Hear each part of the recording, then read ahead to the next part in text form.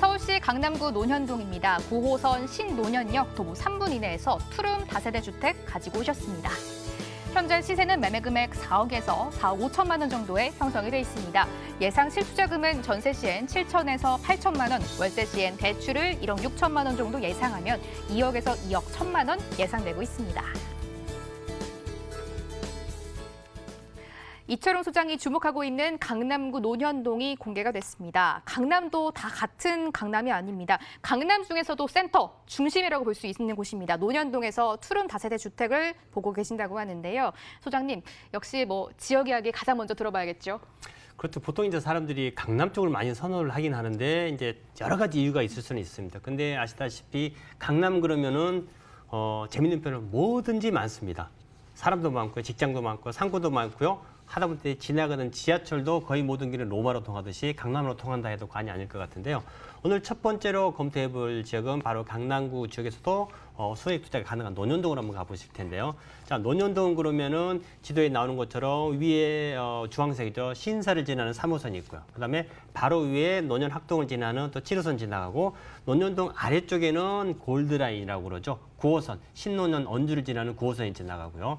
더 아래쪽에는 테헤란로 2호선, 업무지역이 가장 많이 있는 강남을 지나는 또 2호선이 지나갑니다. 그러면은 가로변에 4개 지하철 노선이 지나가고요. 자, 양쪽에 지금 현재 우측편에는 청량리까지 운행이 되는 분당선이 운행을 하고 있고요. 바로 왼쪽편 강남대로변 지하에는 지금 현재 분당선이 신분당선이 공사를 하고 있습니다. 그래서 지금은 차를 가지고 다니면 굉장히 좀 복잡한데 지하에 바로 신분당선 공사가 한참 진행 중이기 때문에 앞으로 약 한 2년 후가 되면은 바로 이거 신논현과 논현, 신사가 전부 신분당선이 지나는 더블 역세권으로 변모가 되는 그야말로 교통의 중심 지역이다라고 좀 보시면 될 수 있을 것 같습니다.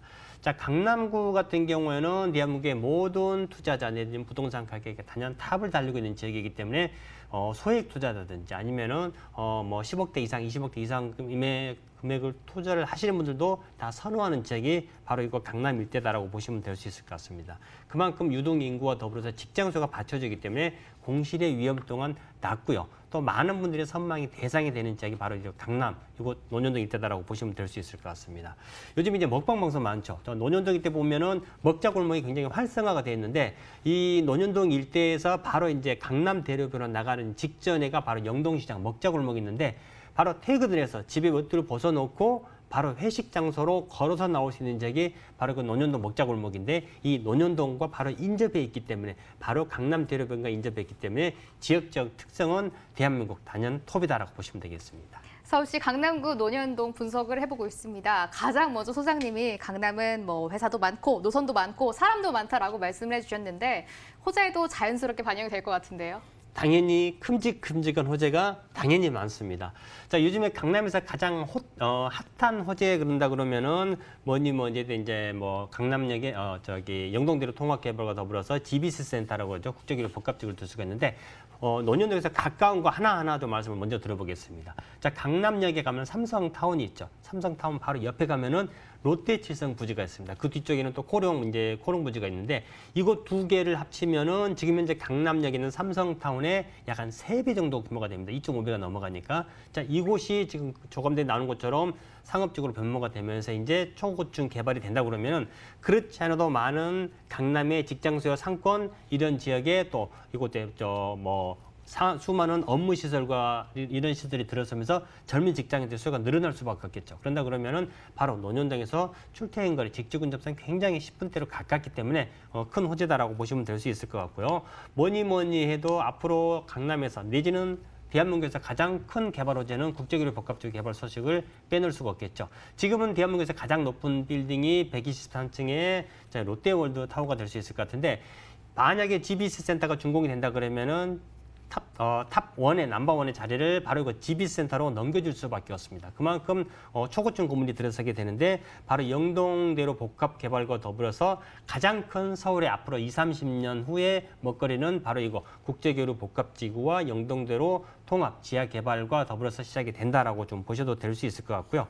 이 논현동과 더불어서 강남 일대는 대한민국의 대기업뿐만이 아니라든지 마트 내지는 이런 이런 그 연예 기획센터들도 굉장히 관심을 좀 많이 두고 있는 지역이다라고 보시면 될 수 있을 것 같고요. 아까 제가 입지 설명드릴 때 강남대로변의 지하에 지금 신분당선 공사한다고 말씀드렸지 않습니까? 바로 옆에는 경부고속도로가 지나가는데 잘못 알고 계신 단어에 사실은 경부고속도로가 아니고 경부간선도로입니다. 이미 양재에서 한남 6.8km 구간은 도로 관리 권한도 도로공사에서 서울시로 넘어와 버렸습니다. 그만큼 정체가 많기 때문에 고속도로의 기능은 이미 상실을 해버렸죠. 그래서 경부간선도로가 정확한 명칭이고요. 자, 이곳을 지하에 2개 층의 복층 차널 도로를 뚫어서 고속과 저속으로 이제 차량은 통행을 시키고요. 지상 부분에 또 녹지 공간이 형성이 됩니다. 여의도공원이 2.5배 정도 면적이 만들어진다고 그러는데 바로 강남대로 바로 옆에 위치를 했기 때문에 앞으로 한 5년에서 10년 정도 계획을 잡고 만약에 보셔야 되겠습니다만은 이 경부 간선도로의 지하화 사업이 완공이 된다고 했을 경우 바로 논현동과 인접해 있기 때문에 가장 큰 호재를 직접 누릴 수 있다라고 보시면 되겠습니다. 9호선 신논현역 초역세권 다세대 주택 호재까지 들어봤습니다. 이제 조금 구체적으로 전략을 짜봐야 될 것 같은데요. 앞서서 소장님이 논현 목자골목이나 상업시설을 조금 자주 언급을 해주셨거든요. 아무래도 포인트가 여기에 숨어 있을 것 같은데 정확하게 저희가 논현동 어디에 공략을 해볼까요? 혹시 시간이 되신 분들은 저는 신논현역을 꼭 한번 방문해 보시라고 말씀드리고 싶어요. 자, 왜 그러냐면은 신논현역에서요. 강남역을 보고 쓰시면은 초고층 빌딩과 더불어서 상업층이 굉장히 많이 분포가 되어 있습니다. 근데 180도 돌아서 논현역을 보고 들어서면은 전경이 확 달라집니다. 그만큼 상업적도 적고 또 초고층 건물도 그만큼 적습니다. 그러면은 제가 드리고 싶은 말씀은 이미 강남역 방향이 아닌 바로 이건 논현역을 바라보고 위쪽을 보시라고 말씀드릴 수 있는데 그만큼 앞으로의 개발 가능성이 높다 이렇게 보시면 될 수 있을 것 같아요. 자, 상업지 비율이 높은 이 신논현과 논현역 주변 일대를 좀 보시라고 말씀드릴 수 있는데 오늘 제가 소개시킨 지역이 바로 논현초등학교 인근이기 때문에 바로 그 위치와 더불어서 딱 부합을 한다라고 보시면 될 수 있을 것 같고요. 9호선이 개통이 되면서 집값들 많이 올라갔고 신분당선이 개통이 되면서 집값들 많이 올라갔죠.